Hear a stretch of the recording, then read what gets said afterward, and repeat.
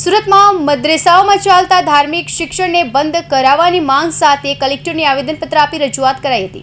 સુરતમાં વિવિધ સામાજિક સંસ્થાઓના આગેવાનો, ઉદ્યોગપતિઓ અને વ્યાપારીઓએ મદ્રેસાઓમાં ચાલતા ધાર્મિક શિક્ષણને બંધ કરવાની માંગ સાથે કલેક્ટર કચેરીએ રજૂઆત કરી હતી। આ જૂથે ધોરણ 12 સુધી સમાન શિક્ષણ લાગુ કરીને બાળકોના ઉજ્જવળ ભવિષ્ય માટે એક શિક્ષણ એક રાષ્ટ્રની નીતિ અપનાવવા પર ભાર મૂક્યો હતો।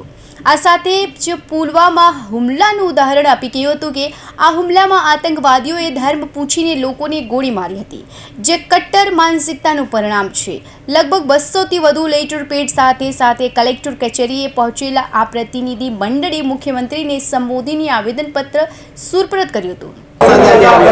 હું ગિરીશ ત્રિવેદી સમસ્ત ગુજરાત બ્રહ્મ સમાજની સાથે અહીંયા અમે બધા કલેક્ટર ઓફિસ સુરતની 600થી વધુ સંસ્થાઓ, સામાજિક સંસ્થાઓ, શૈક્ષણિક સંસ્થાઓ, સામાજિક આગેવાનો બધા સાથે મળીને જે મદ્રેસાઓની અંદર ધાર્મિક શિક્ષણ અપાઈ રહ્યું છે એ અહીંયા નેશન ફર્સ્ટ, જે ભારતની અંદર રહેવાવાળો દરેક વ્યક્તિ છે એને સમાન શિક્ષણ હોવું જોઈએ અને શિક્ષણ એ કોઈ ધર્મનું સ્પેશિયલ ના હોવું જોઈએ।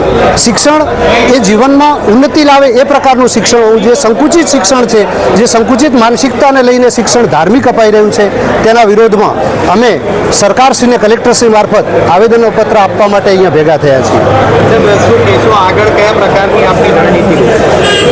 અમે જો સરકારશ્રી અમારી વિનંતી નહીં માને તો ઉગ્રપણે આનો આંદોલન કરવામાં આવશે, કારણ કે ભારતની અંદર દરેક વ્યક્તિ બંધારણની દ્રષ્ટિએ સમાન હકો પ્રાપ્ત થાય એવી અમારી સંપૂર્ણપણે માંગ છે।